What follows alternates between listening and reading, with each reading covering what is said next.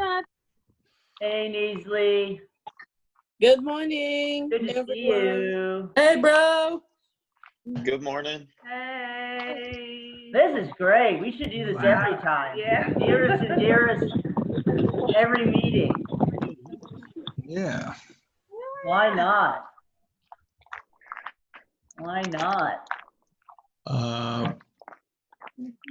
Did we little bit put the Marshall recordings Yeah, down? Yeah, we could have. Hey, Kevin. Okay, Cindy, you wanna, should we at least do the names so we get this show rolling? Because there's a lot of people. Okay, then we'll pass on my mom and my No, sister. no, your I mom's can't do coming. both things at the same time. Okay, then we'll wait. Let's wait. She's Mothers, host of mothers are the most important. They actually, Yeah. Here's what I would like to do. okay, What I thought was is people, I mean, all of you had some questions. If any of you looked at those questions or wrote something about those questions, if somebody has a story to tell, something they would like to we share. have all of them here. What I'd Thanks, like to, what I'd like to do is ask people to volunteer and take it in that order rather than me just going around the screen one by one. This way you can volunteer your turn. okay. But do you want to talk first, Cindy, about what No Labels, No Walls is and like we Sure, talked about? sure. But like I said, I can't do everything at once. So Okay. I can, Or do you I want, can tell Cindy, do you want me to do it and then you talk to your mom? okay, that would also work. Then I Okay, can. then that way your mom can be in. Okay, let me do it. Yeah. That way your mom can do it. Okay. All right. I might have to go get the email and resend it to her. I don't know. They're just saying that they can't find the password. So. Okay, so So we'll do it. talk about, yeah. Do it. they We'll know, do it. You yeah. handle your mama. I want to meet your mom. So, you know, thank you all for coming. We're so excited. I mean, you know, so we'll kind of. Who are you? Oh, yeah. I'm Michael. I'm with the Strimberg Laboratory. We're out of Los Angeles. And I'm Mary from the Strimberg Laboratory as well. And we're so happy to have all of our nearest and dearest here today. And let me just kind of briefly just say what No Labels, No Walls, the idea behind it, and then also a little bit about the festival, which we have so many cool events that people in this Zoom chat are going to be creating. So No Labels, No Walls, the idea started a couple years ago. Our Finnish partners, Kukunari, and now we have We Are One and Citizen Network creating this. And the idea behind it is that we all part of one community. And so what we've decided what we're doing is we're creating different events, different networks where people from all walks of life, from all backgrounds can come and create together in order to form that kind of one community. And this festival coming up is going to be September 14th to 19th. And we're going to have art, cultural workshops on different issues such as poverty, citizen rights, disability. We have musical acts. It's going to be from September 14th to 19th. And that's going to be through a channel and through different Zoom workshops. And you all, the nearest and dearest, can create as well. So if you have an event, something you want to share to the new people, please do. We would love to have you all a part of the festival. The point of today was really to say kind of what kind of unites all of us together.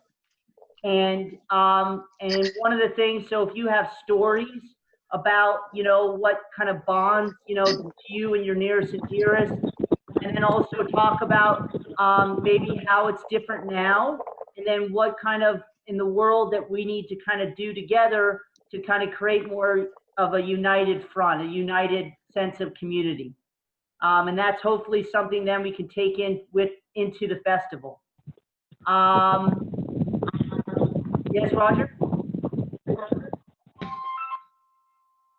Yeah, I'd like to say, could you ask everybody to mute themselves? Oh, yes.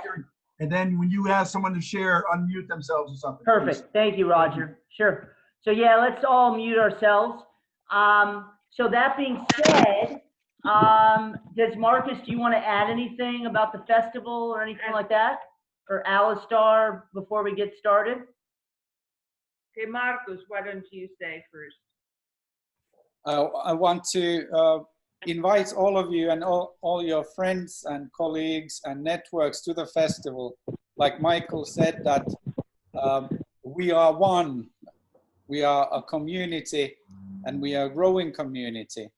And the idea of the festival is that, what if we have a festival where everybody is invited? So who would you like to invite? And that's why we have these Action Mondays, to meet each other and create action that doesn't just end at the festival, but it's a beginning of something new. But at the same time, think forward. Absolutely. Glad to see you all. This is my son, Mikael here. Bye. Hey. And what I did is I'm going to send everybody a file. It had just some basic questions, you know, that Might help. might help you speak. It's on the chat, so you can open it up and then you know, go from there. So I guess do we want to go real quick and just say names and then go to sharing, or what do you all think? Cindy, how do you want to do it? You want to just have them go and speak when they're ready? We have the questions here answered, so It seems to me that it would make sense that people could volunteer Okay. their turns. So This would Riku, save why us don't, about 20 people would come in the order. that they- fantastic. So let's do it. Riku, why Who don't would you, like to go first? who's going first? I don't know. Oh, wants Riku, to I go think first? Riku's ready. Riku. Okay, Riku. Tervetuloa. yeah. You're up. Everybody else mute themselves. Yeah. So Riku, you're up. Yeah. Okay, hello, my name is Irma. I've known Riku for 25 years and I'm Riku's father. So I'm a stepmother, aren't me? I was advised by Riku that this happening is the second one, number 2. Last time I was working and Riku's father was joining here in Finland, the festival. And that's why it's very nice to hear about this happening. Riku performed singing and playing guitar in many occasions. Riku loves making music and singing. That was the positive happening for him. And I'm glad about it. And is there any stories you guys want to share really briefly about like what unites both of you together? I know your stepmother and Riku, but what's like a story about your relationship that's basically about you coming together, you know, and forming your union that you want to share with everybody? I don't know why Riku asked me, but I said immediately yes, because I work a lot and now I'm having a day off today. Okay. Nice to be here. Okay. Would Riku like to tell us a story himself about this? Yeah. Riku, can you share something yourself?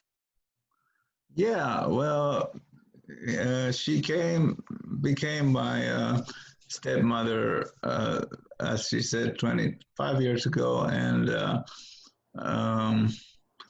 she, I can say, rescued my father from going sad and all that kind of stuff, and Nice. she came into his life and married him, and she's been such a great stepmother, and she's very special to me. Wow, that was a beautiful story. Yeah. Yeah. And Thank what Riku, what does No Labels, No Walls mean to kind of you guys, both of you, or your because we're gonna what does that mean to you?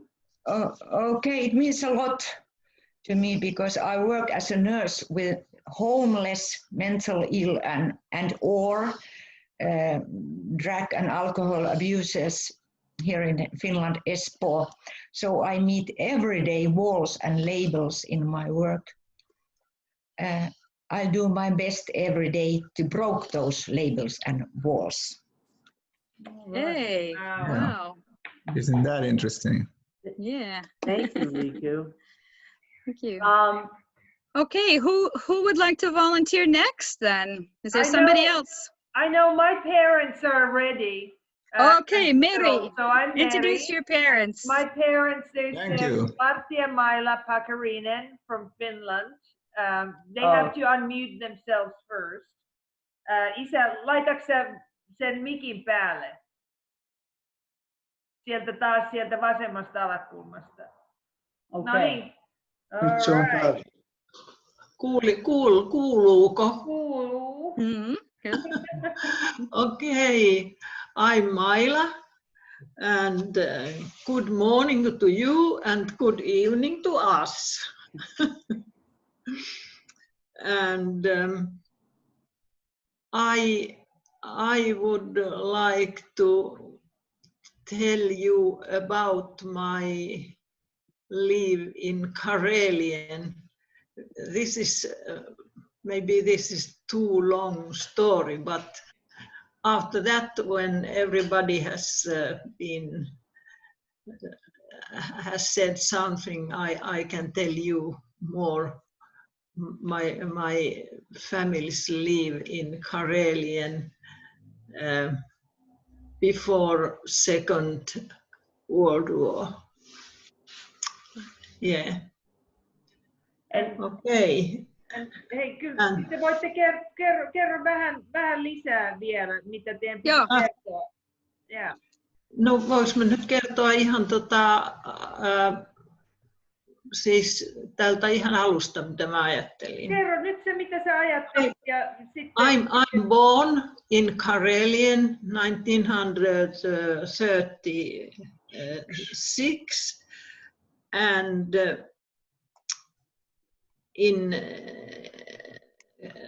so we lived in Karelian. It was that time the eastern part of Finland, and other side was Soviet Union. And we lived in Räisälä, and my daddy was miller, and he had a water mill. My mommy was at home with 5 children. Mhm. And our home was on the riverside, onko se oikein sanottu? Yes. Yeah. As daddy's mill also. Then came the year 1939, and we must leave our home and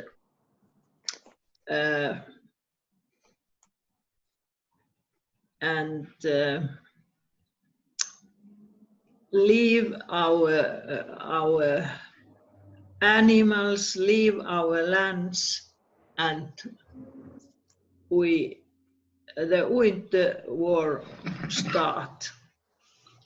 Soviet Union and Finland was in war, and 400,000 Karelian people must leave home, and we had to move to western part of Finland, and that 400,000 people was how many? Mikä osa? 10th. tenth part Finnish people in Karelian. And also, when you're gonna say that all these people who had to move to the western part of Finland were housed in other people's homes, so a lot of other people they took families to live in their homes in Finland. Yeah. So that's kind of a part of the theme. And Mila and Marty, what does no labels, no walls mean to you? I think that to me it means, for example, in that time when I was teaching children, it was very, very important thing in a class with children. No labels and no. And nowadays, maybe in our house, here is very much old people as we are, and we are very, very, very much to do with others. Yeah. Thank you. Thank you. Thank you very much for that. Yeah. Yay. Thank you. Dad, did you have something to say quickly? Yes, I can. Just a shortly. You had. I'm born in Helsinki, 1933, and we lived winter times in Helsinki. My father was cellist playing cello in Helsinki Philharmoniker, in opera, and also in restaurants. My mother studied in Helsinki University mathematics, physics, and other mathematical subjects. I had to live in children's home because my mother's studies. It was in Swedish-speaking place, and I learned to speak there my first language, and it was Swedish. Sometimes we spent in Heinola because there lived my mother's mother. She had there a textile shop. My grandfather died before I was born. In Heinola was in the 1930s small town, population about 2,000 people, but there was very famous bathing place and health resort.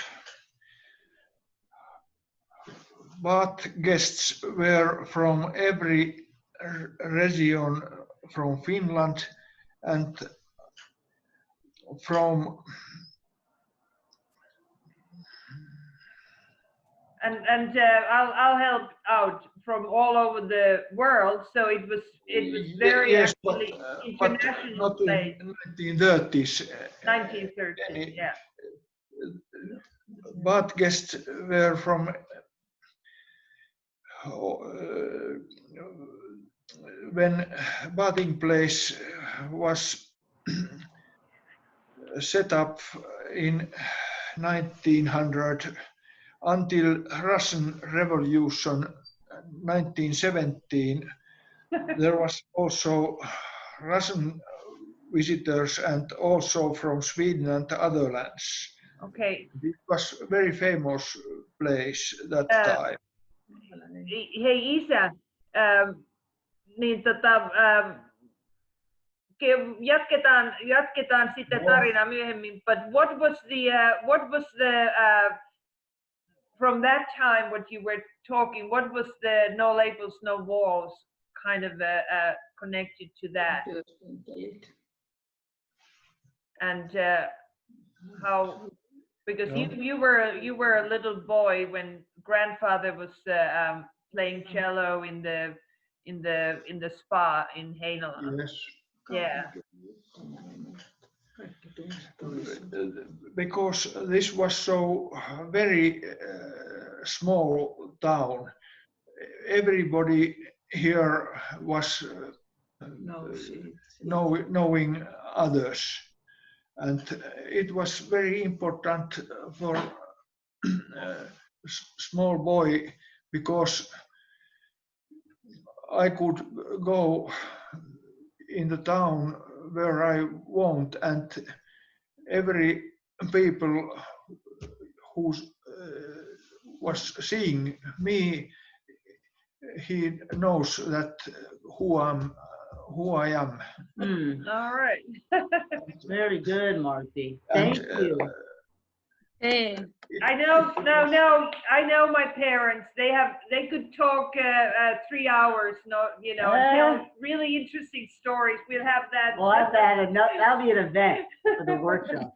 Yeah. So, hey, thank you for that. I see that my mom has shown up. Oh, there's my sister too. Okay, so they're both here. And who would like to go next? Any volunteers before I elect my mother and sister, since they made it this? Gisem. Gisem, please. And there's Rehan. Where's Gisem? Hi. There's Gisem. Hello. I'll start. I'm delicious. Hi, everyone. Well, we are here with my mom, Neslihan Sangor, and we will tell you a story together. So when I was little, when we would go for like family vacation, summer vacation, my mom would always find an ancient city ruins or like a cave to hike inside. So wherever we went for vacation. So she would always find either a piece of history or a piece of nature. And when we would visit these places, especially in the ancient cities, there would be these pedestals for statues, but the statue would be removed. So she would make me and my sister make dance poses become the statues. And then we would photograph them. Then we would also photograph the theater stages as if we were dancing on them. And years later, I actually started dancing in places like that, just for fun of it. And we would film it. So now she will tell you a story about like one of the first dances.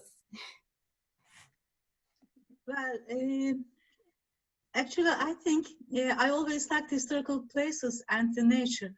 So when we were in Edinburgh, it was, I think, 2015. There is an Arthur seat there where you can just climb, just walk up to the hill. While we were just walking up the hill, then I recognized that our shadows hit to the hillside. And then first I said, Gizem, why not just dance, and then we can look and see how it will be seen with the shadows. Well, she did it. And then we continued climbing. When we just reached to the very top, it was a very nice view, and the place is really very nice. So Ecem, she's younger than Gizem, she can film and make photos very nice.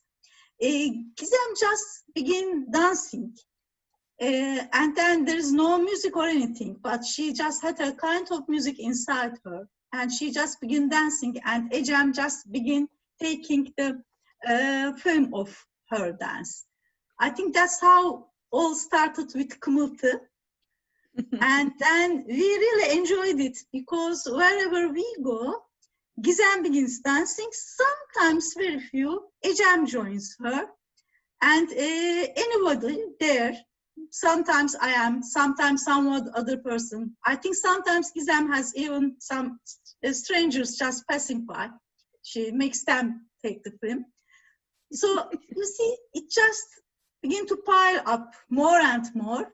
So it's now nice for us to, actually every week I'm just waiting what kind of music there will be which place there will be. So it's a nice thing that we all build up together. So we have no walls. She can dance anywhere, and then no labels. She can dance whatever she wants to. Yeah, it's like we created a stage, but it's not like the opera house, and I'm not like a professional dancer with a dance diploma. So we think it kind of fits in with the no labels, no walls. But we will all be seeing her dancing sooner or later here. Yes. Yes, thank you. If you haven't already checked her site. Yes. Thank you. Very great. Who would like to go next? Roger? Hello, everybody. Hope everybody's Hello. well. Can you hear me? Hello? Can you hear me? Yes. Okay, thank you. So my name is Roger Stebbins. I am from Huntington Beach, California. I was raised in Massachusetts, Springfield, Massachusetts. Army veteran, 100% service connected, which means I got PTSD and traumatic brain injury from when I was in the service.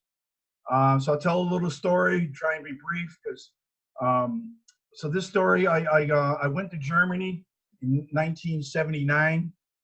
So the Berlin Wall was still up, and I was during my time over there, and I met a soldier, and I bought him a beer. He defected. He was an East German soldier. He defected to this side, and he told me a story, and I share it when something like this comes along because it brings a tear to my eye and lets me know why I was a soldier and stood there. He was brought up on the East Side, you know, in communism, and his parents were having secret meetings about religion and stuff like that. And because he was just, you know, manipulated by the government, he turned his parents in to the military. And so they took him away to military school, made him a soldier, and he never seen his parents again. And I met this guy, so excuse me. So I don't talk about it much because it still brings a tear in my eye that you know, he never seen his parents again because he believed in the government, and you know, his parents were talking about God and stuff, and they took him away. And so that's why he defected to West Germany, and so that's why I do No Labels, No Walls. That's it. Thank you. Wow, really, really nice. Yeah, great story. Thank you, Roger. That was a hard story to hear. We have somebody who's from Berlin here in the group, but Nicely would like to go next. So we'll ask her to go next, and soon you'll meet somebody from Berlin as well. Welcome, good Nicely. morning. Good morning, everyone. This is Nicely. I am in LA, and I have with me my cousin, my person, Ketia. I'm sure you all can see her. There she is. Okay. My cousin Ketia and I, it's an interesting concept. We became really good friends, and we met in church. We met here. I am originally from Haiti, and I moved to New York forever ago. And finally, about 20 years ago, I moved out here to LA. And the church I started attending, I met Ketia. We connected immediately and became best buds. Fast forward, you know, we're hanging out together, lunches, going to worship, you know, experiencing life together. I heard from my father one day about an uncle of mine that passed away, and he wanted to know if I could go to the funeral. And at the time, there was just no way I could go. And I told him I would love to go, but there was just no way. While I, you know, ended that conversation with my father, that weekend, I was speaking with my cousin Ketia, and then I found out that her uncle passed away. And I never really made the connection until I got home later that day, and my father sent me the address and says, well, you know, I'm sending you the address just in case you can. And then Ketia had posted something on Facebook. And when I read what she posted and I looked at the address my father sent me, I realized that we had been talking about the same person. Wow. Yeah. And so, of course, the relationship was already deep. It definitely deepened the friendship and the relationship. And so no labels, no walls for me. My cousin loves me. She has my back. She shows up for me like today, even though she's got 1,020 different things to do, but she's someone I really care about. And I just wanted to share her with the world. Katya. Thank you, Nisli. Hello, everyone. Hello. So I just wanted to tell Nisli, thank you for inviting me to be a part of this wonderful conversation. It's a pleasure to meet all of you. I may or may not join future meetings depending on my schedule and things that are occupying my time and energy right now. But it's an honor for me to be here, and I wanted to share my take on No Labels, No Walls. I just wrote a few notes. So number one, it's a choice to live that way. And number two, it's a way to see each other as valuable human beings. And it's also a way to tear down those things that divide us. So thank you for labeling, or for not labeling, naming the group that way. I think it's beautiful. No labels. I'm going to be thinking about that a lot, and perhaps writing down more thoughts about it as I process it throughout the day. But this is amazing. It's exciting to see people who live in different countries. Like Nisi said, we are from Haiti originally. I was born in France, so I speak French fluently. So if there's anybody else who does speak French, that's super cool. We could say a few words, and that would be exciting for me to exchange a few French words with someone who knows the language as well. So thank you so much. Thank you. My Thank mom's you so mother, much. Myla, she speaks French. Wait, that's a mute. You have to, I just looked at you like that Mickey Bell. Bonjour, comment ça va? Hold on, you have to unmute. Oh, there we go. Okay, but the very same person who's from Berlin is also a French speaker, so you'll get two in one. Yeah. Not be me by any chance. And Nancy, I'm so sorry for mispronouncing your name. I'm really apologize. I'll work on that for future. No, that's okay. That's okay. Yeah, Thank but you, still. Cindy. Yeah, do you want to say anything in French? What? Bonsoir, ça va? Ça va bien? Ça va, Katia? Oui, ça très va. bien. Oui. Je cherche la personne qui parle. Oui, je parle un peu. Je suis là. C'est Pia. Je ne te vois pas. Ah bon, peut-être que je suis sur la page prochaine. Oui, peut-être. J'ai cherché, mais bref. Bon, je t'entends, donc je vais te parler simplement. Ouais. Je suis enchantée de te rencontrer. Comment t'appelles-tu? Pia. Mais maintenant, je continue en anglais, hein? Parce que les autres, ils sont comme... I'm showing off now. OK. Enchantée. Enchantée. Merci. Au revoir. Pia, okay, Pia, you're up. The next segment is in English. So hi, my name is Pia. Pushi, also for some.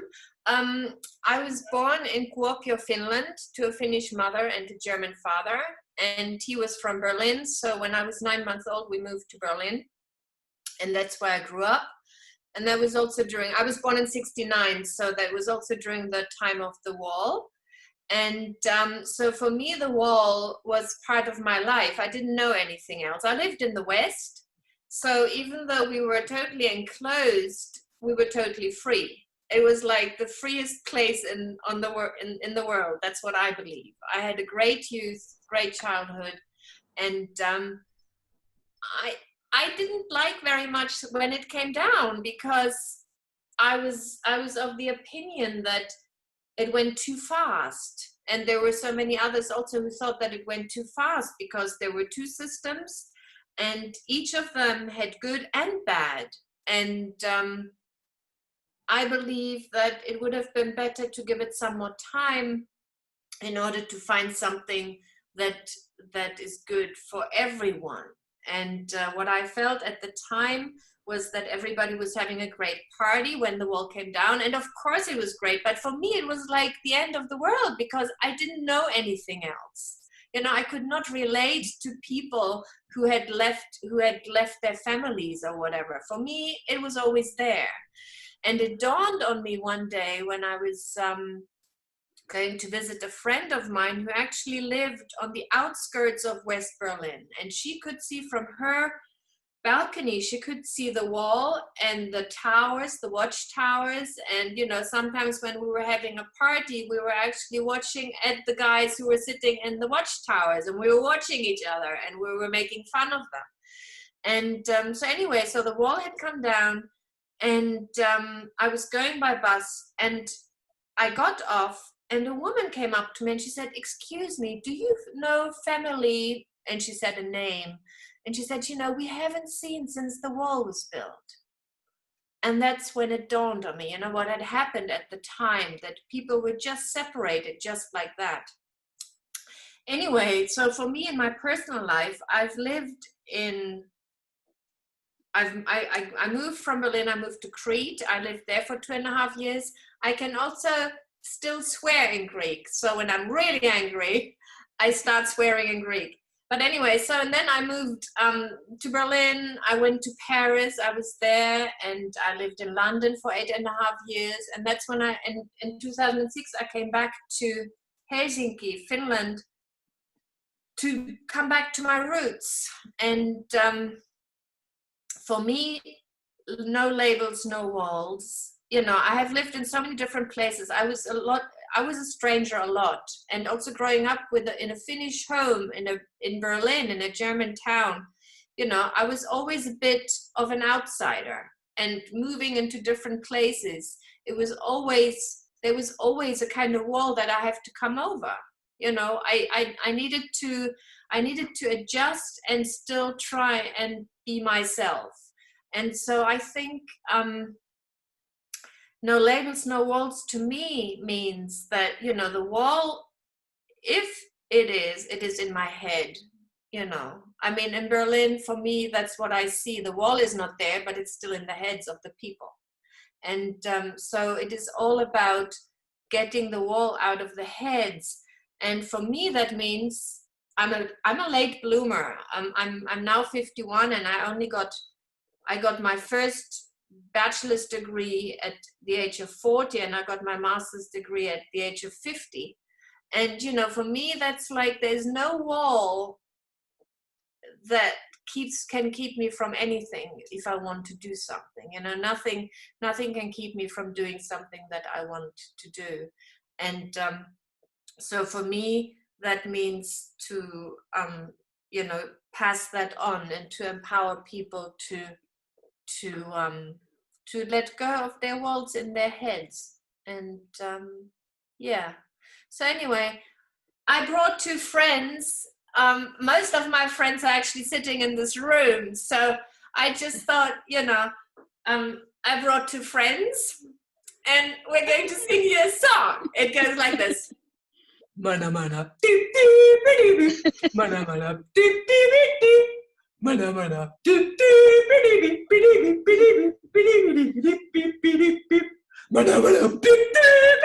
mana mana, dip dip, and so on. Have a good evening. Thank you. Bye. I just want everybody to know that I don't know this woman. Okay, who would be next? Thank you, Pia, Pushi. Who would like to be next? Any volunteers? Okay, Thomas. Thomas, and take off your speaker.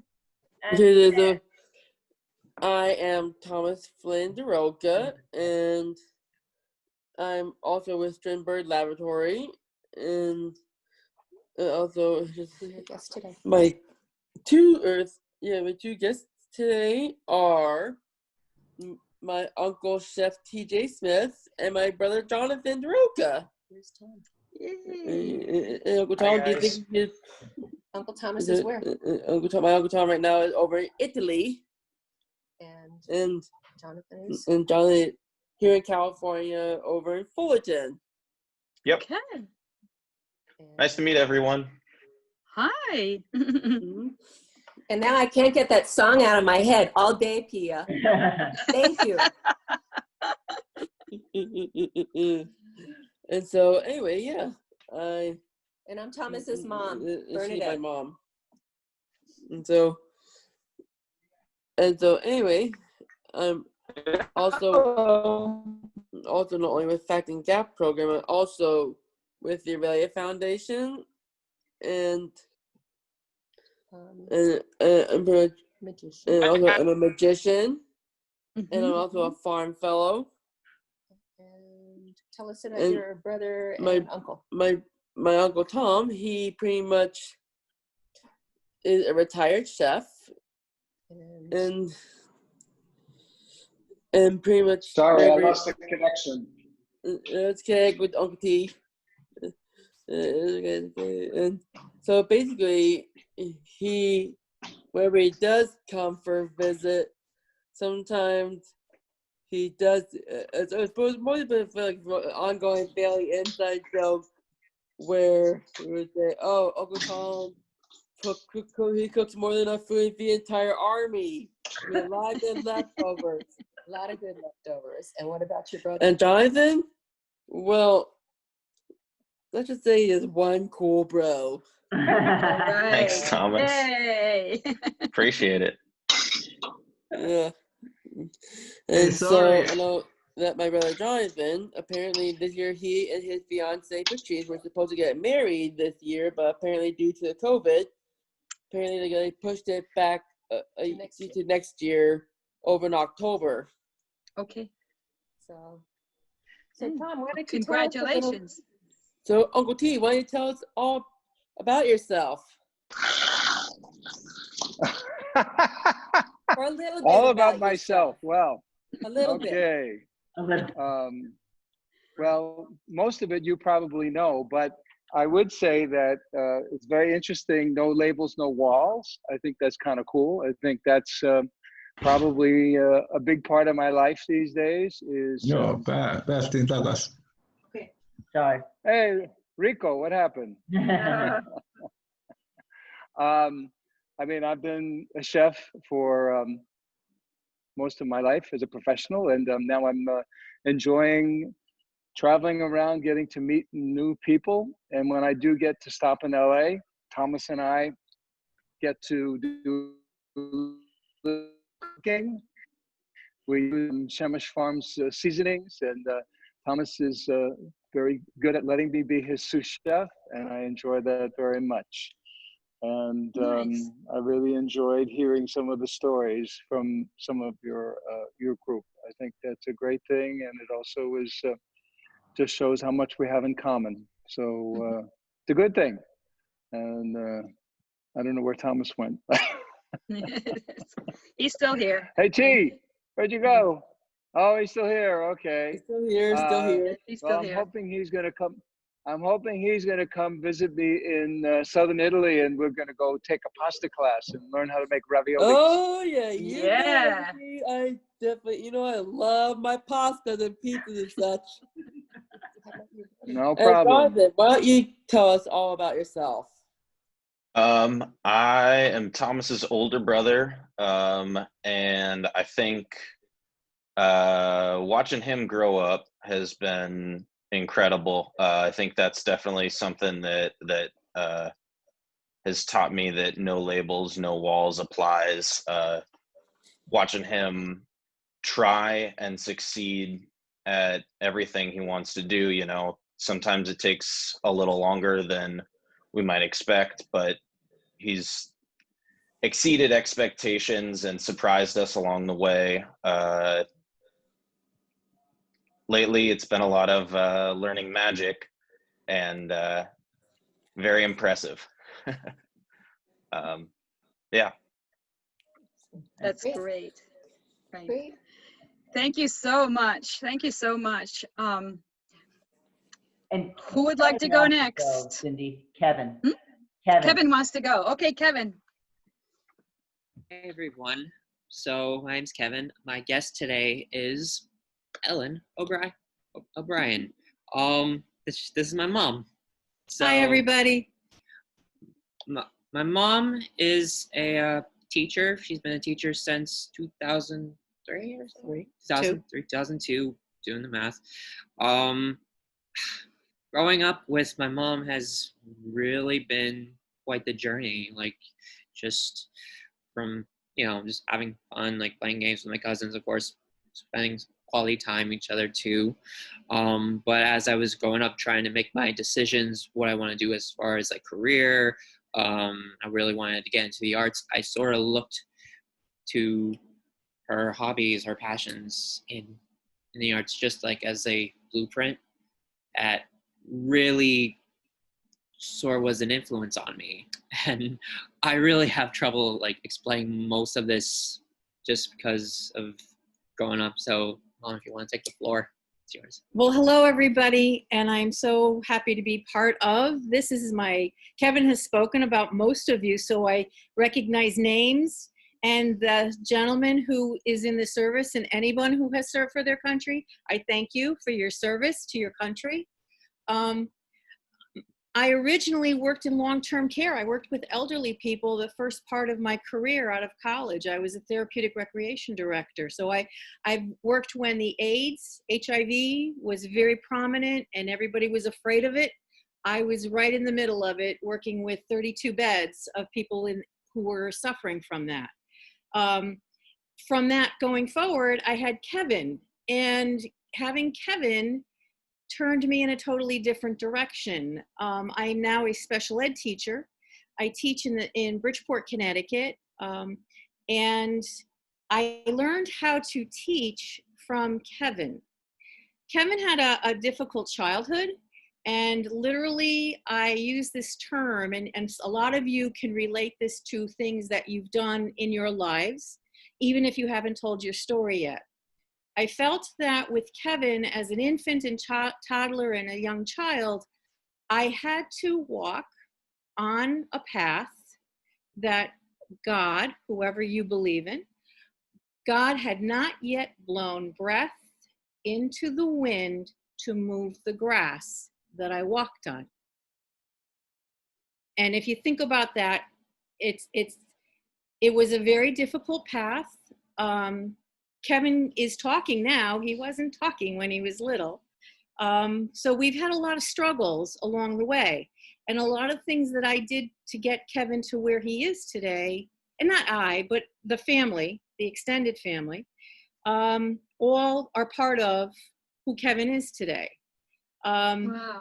I really feel that if you can just look beyond what covers us, it's called the skin, we're all the same.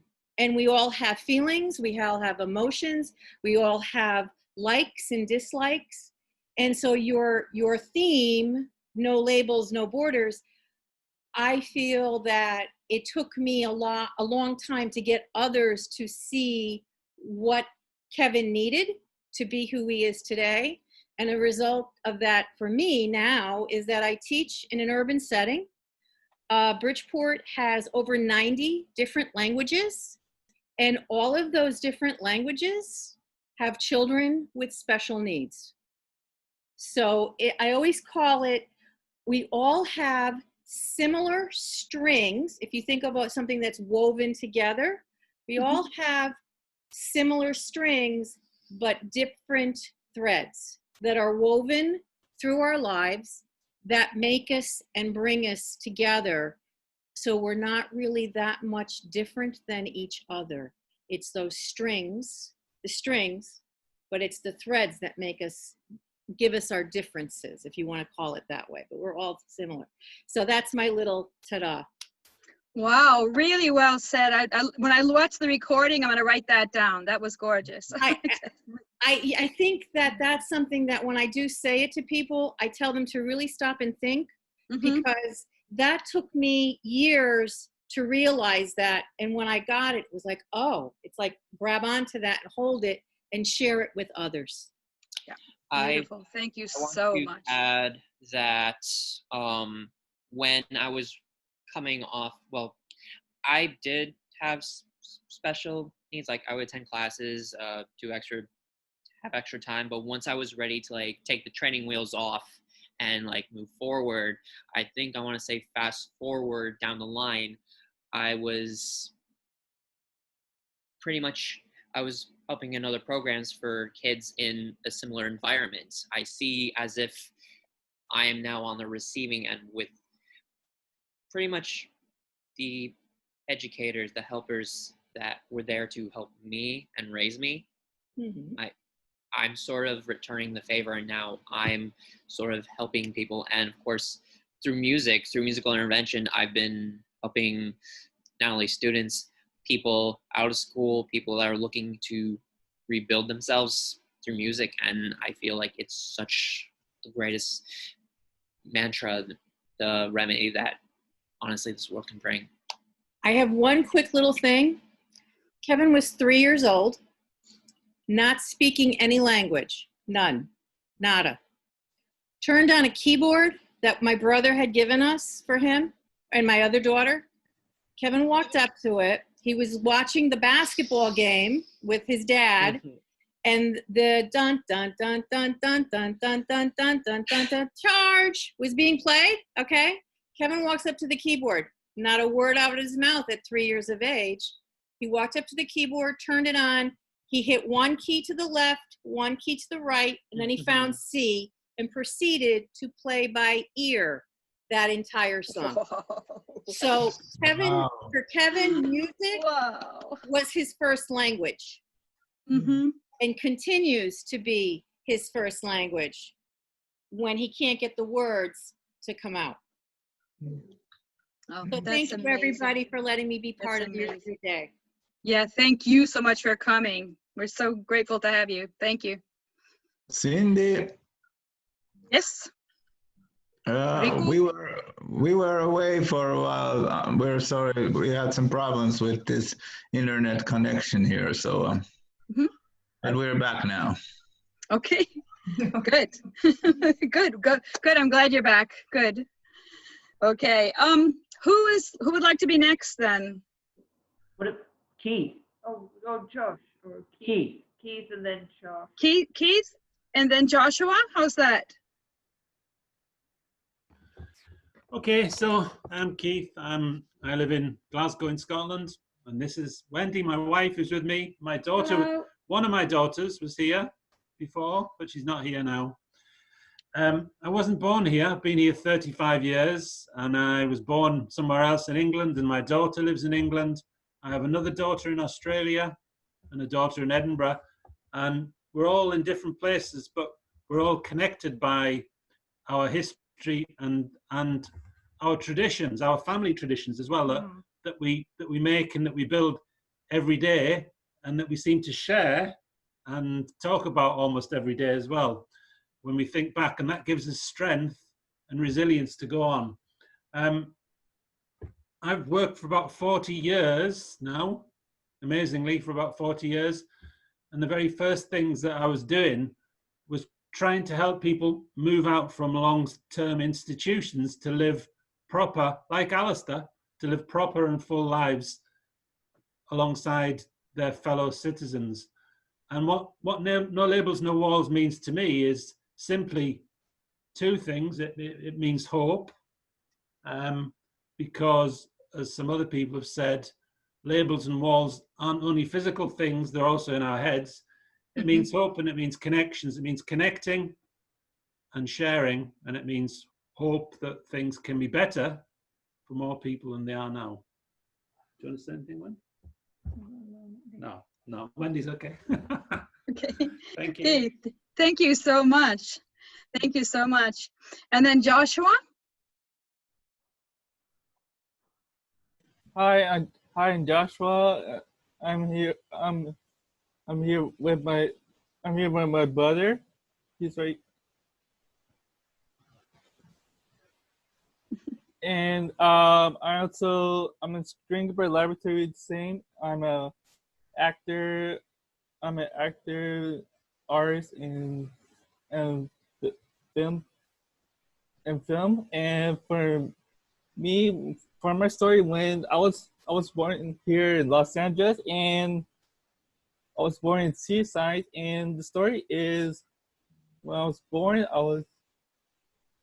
when I was born, I was born like I was like wait like when I was young. I was then here's a story.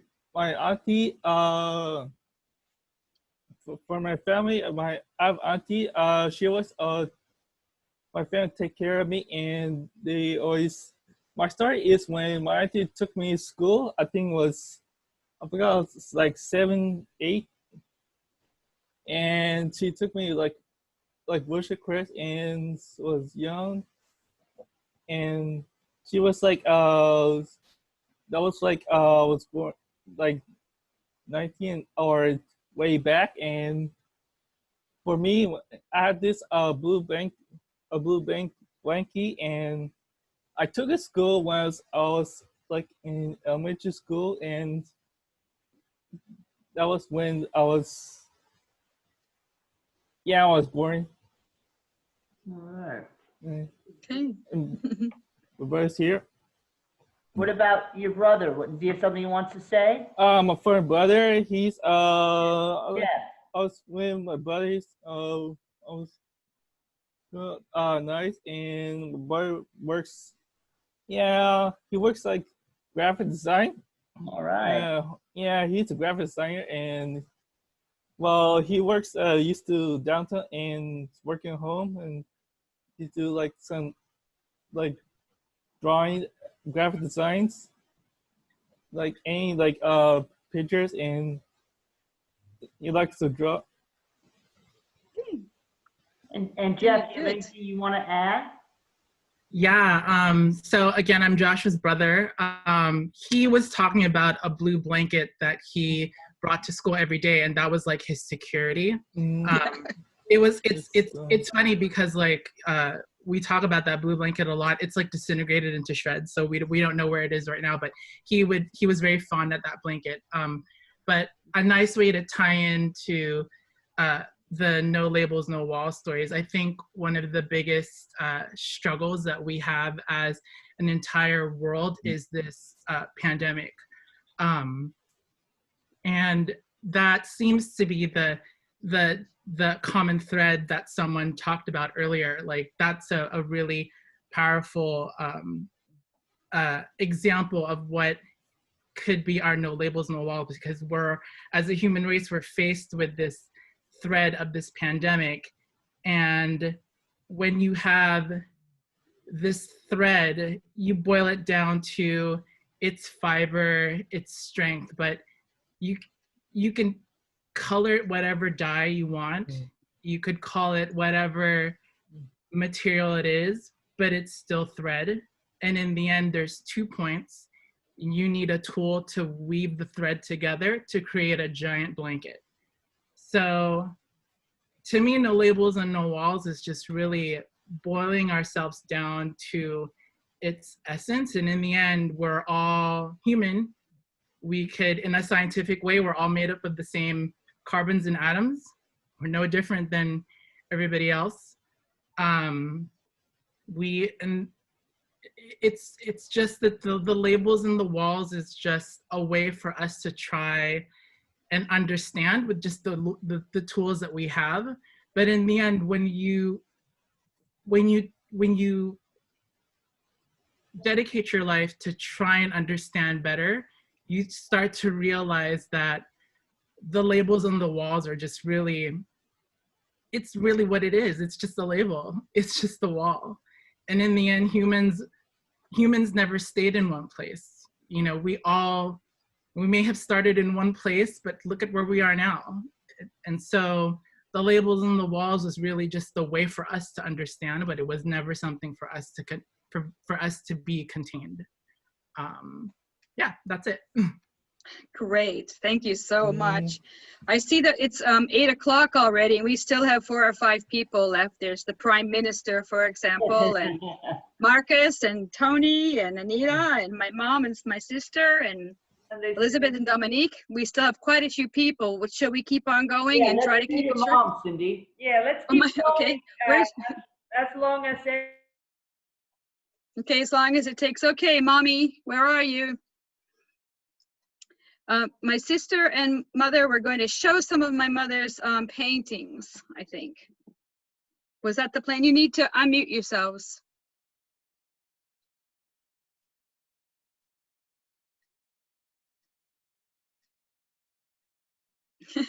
Up in the corner of your little box. Oh, they got it. You hear me now? Yeah. Okay. This is Mom, and this is my daughter Sally, and of course, right in the computer here is Cindy. All three of my kids have independent thinking, believe me, and they have since day one. It's been an interesting life with them. Anyway, all through this, I kept something going for myself, and I've been a painter, and I've studied hard with different people. And I'm trying to clean up my studio right now. We're going to have a big sale. Yes, Sally's trying to get rid of everything. That's Boston. That's Fenway Park in Boston that is now closed down for COVID. Very unusual painting for me. Baseball people. Yeah, but we were down there. Farmers Market. It's in Brunswick. It's too dark. Get some light on it. There we go. Okay. And then, oh, I didn't bring any of my stuff with me because we were in a. Here's another one. I've got about 200 here, so we're not going to go through that. Not going to do that. But this is what she does every day, and then she wonders why she has so much stuff. It's been fun for me, and I enjoy it. And you meet a lot of people from all over, and I think the best thing that's happened to me is when my three kids have branched out. Cindy going to Finland has been a whole new thing for all of us, and we've enjoyed it very much. And then Sally, when she got married quite young, yeah. And before she had children, she became a nurse and lived in Virginia, and that was a new experience for all of us. And Jeff, when he got through college, he vanished out to California. Garlic country. Yeah, another country completely. And actually, while Jeff was in California and Cindy was in Finland and Sally was in Virginia, Mother was in Costa Rica. Oh, well, so we were not as close as we could have been. And we didn't have Skype back then. No Skype. So, but we've all had pretty interesting lives anyway, I feel. And you all have such stories that are so frantic as far as I'm concerned with war. We knew the war was going on, but like we were not touched that same way as you were. And makes a big difference in how you think, because I feel that we've been particularly living in Maine, and it's yeah, around here, the biggest problem isn't necessarily COVID, it's just Donald Trump. So this is our big deal, right? Yeah. Cindy agrees with us there. Yeah. Okay. Okay, thank you. Who is next? So, Marcus. Marcus and Mikael. Hello, everybody. Hello. We are so pleased to see all of you all around the world. Our story about No Labels and No Walls is about places. I was born in the same city called Vantaa, and I live now in Vantaa. But all our relatives, they come from different cities, different parts of Finland. And nowadays, my sister researches our roots. Our family is so complicated that our friends usually ask us to draw a picture of our family because it's so mixed.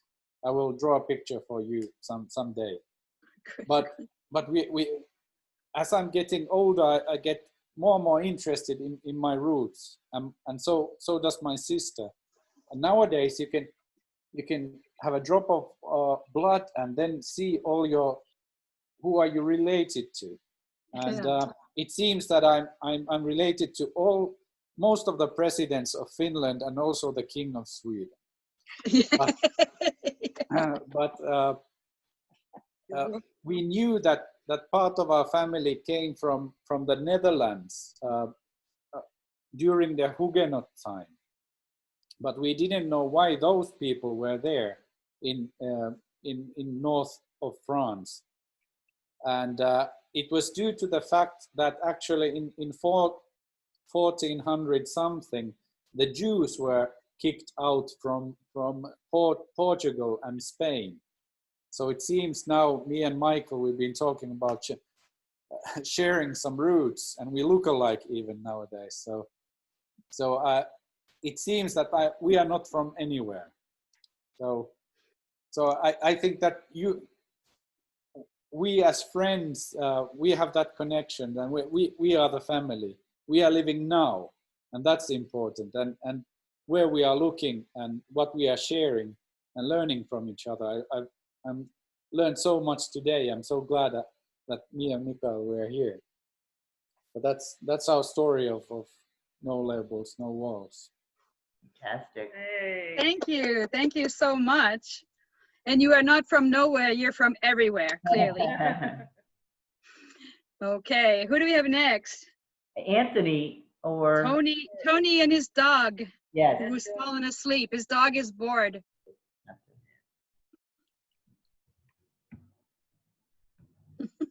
Just making myself audible. Yeah, let me introduce Reko. So as you can see, very calm and peaceful influence on my life. Oh, he's awake. He's just having a look here now. So I've ended up here in Helsinki as well as some of the other people here in Finland. But I started off in London and spent I don't know how many years living in London and other places in Britain. I lived in Canada for a while as well.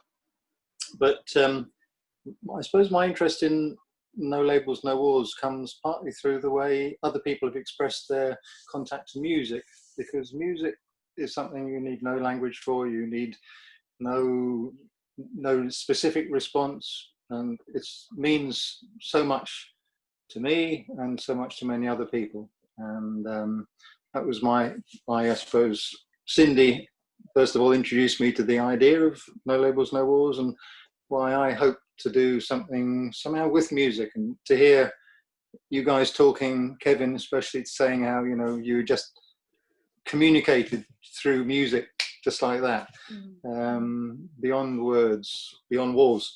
So that's something I'm looking forward to, you know, finding out more about. And this has been very interesting today, hearing your comments about the role of music. With Cindy, we have a dance group, and so we use music and movement in a way which is interesting.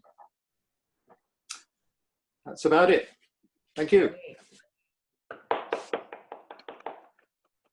And very nice. And next?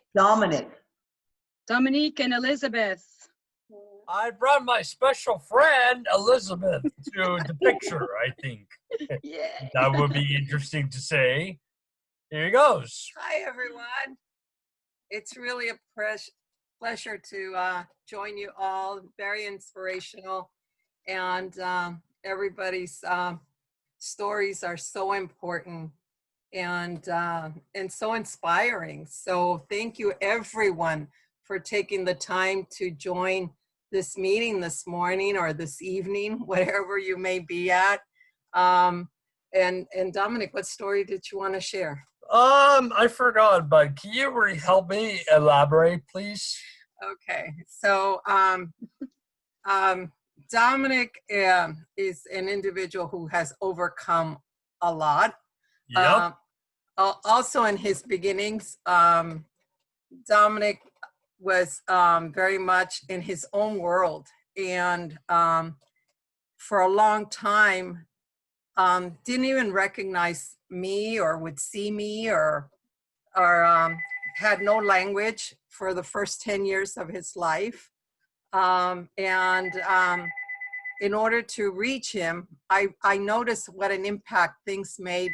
Commercials. He was very commercial minded. He was very much an animation would also bring a lot of light to him. So I would dress up as a character and then he would see me. He would see the character and he would engage laughing together. So that was like, after that experience, I started to kind of draw him out into the world, and he was able to tolerate more being in the world because he had a lot of issues with sound. He was extremely sound sensitive. So he ran around most of the time with his ears covered. He couldn't speak, but started reading on his own and self-taught how to read, and would read and was in love with the printed word. So could read for his sister who was dyslexic and had a hard time finding how to read. So he would read. When he was in 5th grade, one of the teachers noticed that he could read and he could write with help. But nonetheless, they helped him. What did you do when you were 5? Oh, I was reading newspapers and all that such. Yeah. And carried a lot of newspapers in order to go to school. He would always have all these publications under his arm, back and forth to school. Carried like 2 backpacks just to be able to go to school. But anyway, he wrote a story, and we had one of his therapists had someone from USC Theater as a mentor that came to the school, and he wrote a story. What was the story? Ghost story. What was the story called? A ghost story. A ghost story. And remarkably, he manifested having, who was in your... Jennifer Grey and Vivica A. Fox. Yes. And they both came and were part of his ghost story, and it was acted in his elementary school auditorium. And so I felt grateful for that. Yeah. And ever since then, his love of theater, his love of acting, yes. And so we've been partners in crime ever since then, and that's brought us to the Strindberg Laboratory, and it's been a lot of fun helping and putting together so many fun plays. In fact, yesterday, they spent the afternoon putting a surprise piece for this festival that's gonna be, right, Medi? Is going to be part of the festival, and they've been working so hard to bring a little fun to our lives. So we'll get to have that fun and see that pretty soon. So something to look forward to, everybody. Thanks, Tom and Stroka. And Thomas, Yeah. and Josh. Yeah. And It's good. yes. It was awesome. So we continue to have fun. Is that your story? Thank you so much. Story. I think we just have one more, Cindy. Alistair. Alistair, and have we heard from Lasse? Oh, and Lasse, yes. And wait a second, there's some, You seems like there's somebody else. What? You can What's that, Lasse? together. No. Lasse, you can be real quick then if you want to. Well, I'm me. I have been living about 50 years. I have had work-related masennus, depression. Yeah, and burnout. So I don't have any kind of official diagnosis, but I can relate to people who are having a rough time. So I chose to try to help people and not going to work again to the burnout. So me being in Kukunorian with this moment is the choice because, well, I want to live happy, not rich. Thank you. Thank you for that. Then there's Anita and Alistair. Alistair, do you want to go first? Okay, yeah. So everybody's left now. I feel really bad because everybody's left from my... So Williams left. He had to catch his bus because he was out in Oh, that's Brunei. right, the Prime Minister. The Prime Minister William, that's right. I've known William for about 5 years now. So I used to work with him, and we've kept in touch.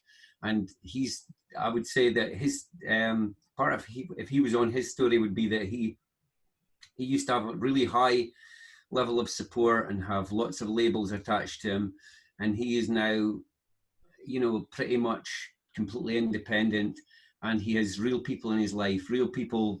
If he has something goes wrong, he'll phone friends and that, and so he doesn't need like 80 hours of support a week. One of somebody else who wasn't here this week, who hopefully will join us next week because he got a bit confused with time, was a guy called James. And I met James through our common interest in electric skateboards, which is an odd thing. And James was answering every post in the forum. And then he started saying, look, the reason I'm answering every post is not because I want to be bossy. It's because I have autism, and I just can't not answer it. So I got speaking to James, and he's done a bit of a post about how electric skateboarding helps him to cope. It's like a form of stimming, going out in the freedom and just concentrating. And I thought that was really pretty cool. So he's somebody that I've met who has nothing to do with my work life in terms of that, but hopefully he'll come along next week. And he's also a poet, and he's written books about his autism and how it affects him. And one of part of his story was that he had actually, when sometimes in the skateboard group, some of the people aren't very enlightened, some of the guys are a bit rough, and they sometimes use horrible insults, like the R word, and he's helped people to think about some of that stuff, and to think, that these phrases are pretty hurtful. So I just wanted to share a little bit about, so there's some connections that haven't quite made it today, but yeah, and I love the whole thing about the honesty and people sharing of the journey that they've been on, because everybody's got a story to tell. Okay. Thank you so much. Thank you so much. So if I'm not wrong, I think Anita is the last one, but we still have Liza just turned up. I don't know. Somebody's name Liza just turned up, but Anita, if you can go next then. Yep, thank you. I'm going to tell you a bit about my family history. My grandma is now 93 years old. So and she lives in a countryside of Finland, and she doesn't have an internet connection or anything. So that's why she's not here in person right now. And I'm pretty close with my grandparents, and we usually see pretty often. But now, of course, with the COVID situation, I'm not able to meet them, and it's been a bit hard for me. But actually, my grandparents are also from Karelia, the part of Finland that's now part of Russia. And I have traveled to Russia 5 times with my grandfather to see the place where he was from. And I have heard the stories about their life and how their lives changed when war started. And for example, my grandma had to walk with the cows back to the part of Finland that's now part of Finland. And she told me that she's basically was like walking and sleepwalking, because you can stop and you have your cows and you need to take all your stuff, and that's all you kind of like have, and you don't know where you're going, you don't know where you can rest, where you can sleep, what's going to be your future when you leave everything behind and you don't know what's going to happen. And I think like one thing I have learned from my grandparents is that you cannot really change the circumstances you're in, but you can choose what kind of person you decide to be. And I know it was a bit hard to come to Finland because people weren't happy when there's like one family coming to live with you, and there was some hardship and people weren't that nice always. But I felt like my grandparents were always like really helpful for others, and like I think I got this kind of like attitude that if someone needs help, you will offer your help to other people and kind of like share. And I think No Labels, No Walls for me is that kind of sharing and kind of like helping others, inspiring, getting inspired by others. And I think that has happened on Mondays when I come here and I see these really great performances and curious stories, and it's always like making me really happy. Thank you. Thank you. Thank you. Now I can see there's one name here, Liza, that just popped in. Can you, if you can hear me, maybe you could let us know if you're there and want to tell the story. Oh,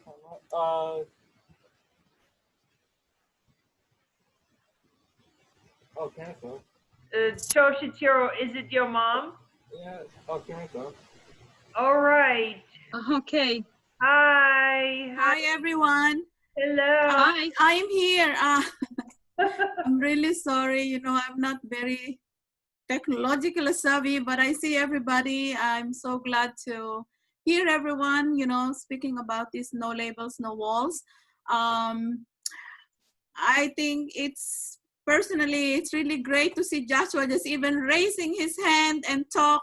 I didn't understand very well what he was talking about, but we love him. And you do know, Mary, you know, as much as I can, I participate in all his events.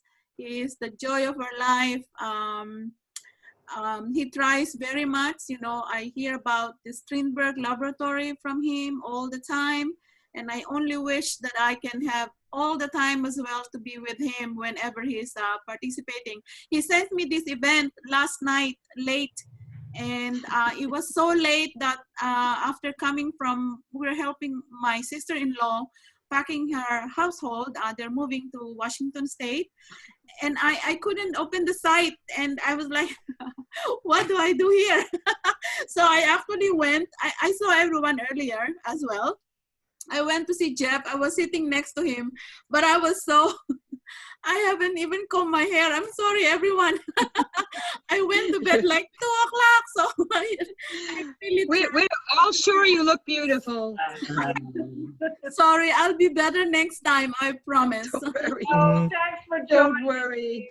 Thank you, everyone. Thank you. Bye, Josh. Thank you. Yeah. So let's give that's a round everybody. We've gone a half an hour over our time.